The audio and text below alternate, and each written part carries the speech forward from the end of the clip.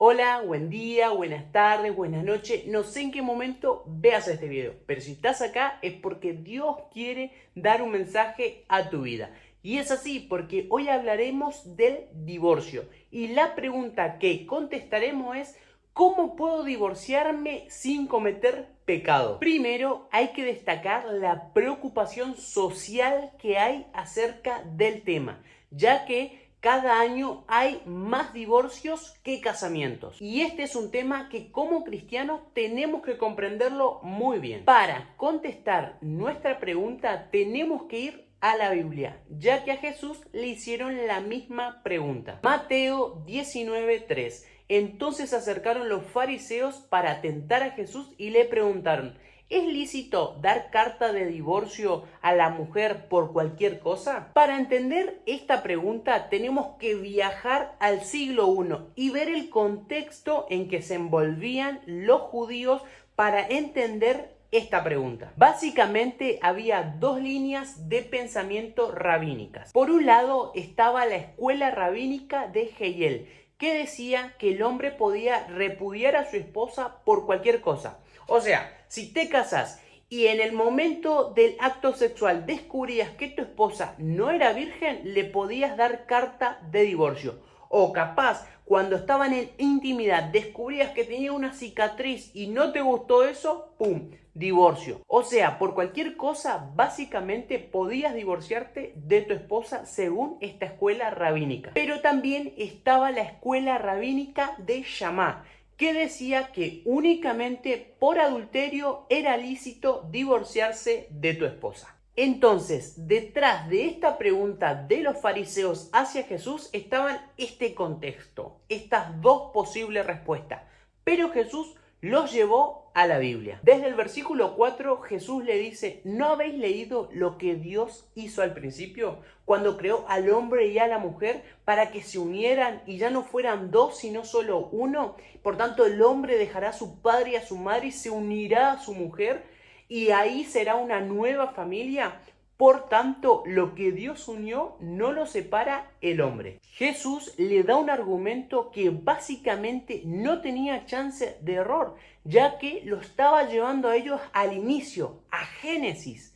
Pero ellos son testarudos y deciden seguir preguntando. Versículo 7. Ellos le dijeron: entonces, ¿por qué Moisés mandó dar carta de divorcio? Pero Jesús le dijo: por la dureza de su corazón, Moisés le permitió dar carta de divorcio. Pero en el principio no fue así. Moisés no mandó dar carta de divorcio. Como dijo Jesús, Moisés les permitió, pero por la dureza de su corazón. Porque en el plan original de Dios para la familia, para el matrimonio, no existía el divorcio. Y Jesús termina esto en el versículo 9. El que se divorcia de su esposa a no ser por fornicación y se casa con otra, comete adulterio. Es claro el punto de Jesús y de la Biblia con respecto al divorcio y al nuevo casamiento. Pero en la actualidad cada vez salen más casos a la luz de violencia familiar, tanto física, psicológica o verbal. Escucha esto con atención.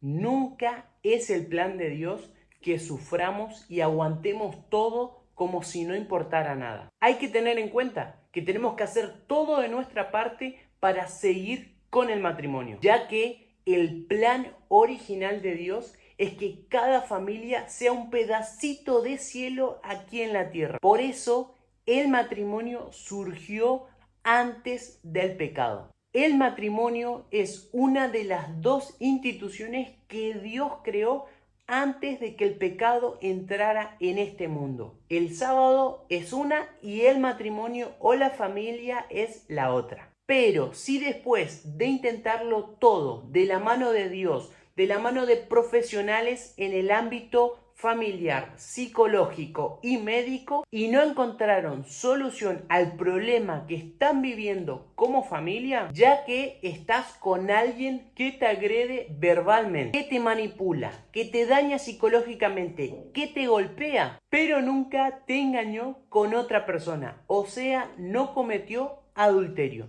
tú puedes decidir con mucha oración divorciarte.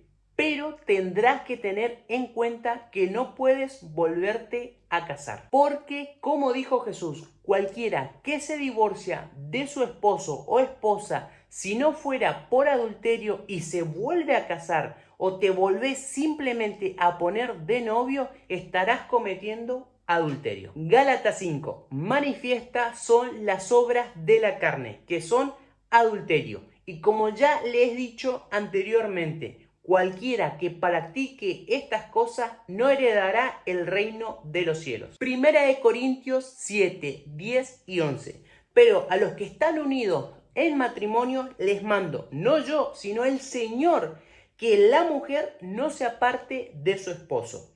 Y si se aparta, que no se vuelva a casar, o mejor, que se reconcilie. Versículo 39. La mujer casada está ligada a su esposo mientras él vive, pero si el esposo muere, ella queda libre para casarse con quien quiera, con tal que sea en el Señor. Romanos 7, 2 y 3. Una mujer casada está sujeta por ley a su esposo mientras él vive, pero si el marido muere, ella queda libre de la ley para volverse a casar.